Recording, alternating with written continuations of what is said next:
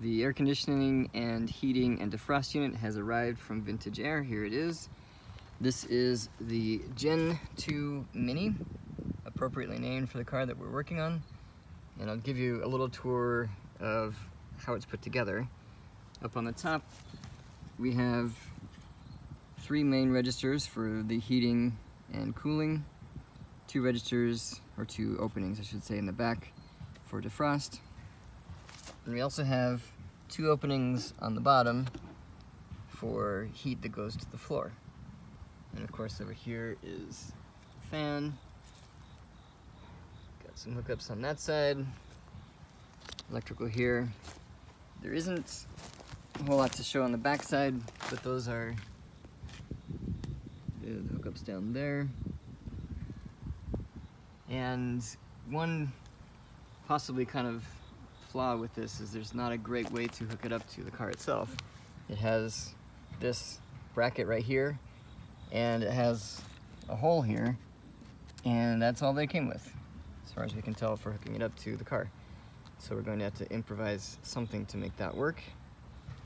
The idea, just as a reminder, is to send air to one side to go out the side register, send air to the middle for 2 registers on the center console down below the dashboard, and send air out to the far right register, and the defrost will just go straight up.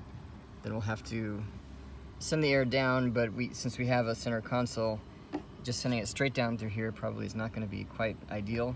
They'll just end up in the passenger area.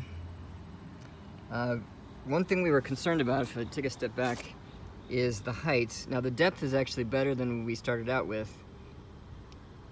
It's not as deep as the factory air conditioning and heating unit, but it is a little bit taller, especially if you take into account the fact that we have to add hoses to the top. The other one just had air coming straight out the top and into the area behind the dashboard, which we don't have since we have just a center binnacle. So we had talked about possibly chopping the top off of these and creating a channel and sending the air along this way. It would come out to the center console and then go on the far side to the register on the side, and then sending this one back through the wheel well out the other register. And then these, if we do that, the air from this one would have to go, well, I mean, this would be a center channel. The air from this area would have to go straight back. So this one would be chopped off, probably be topped off, and then the air would come out here to go to both defrost areas. It may not be necessary to do any of that, but I'm just describing that because that would give us 2 or 3 extra inches below this for the feet. But we've put it into the car and tested it out, and it should be all right.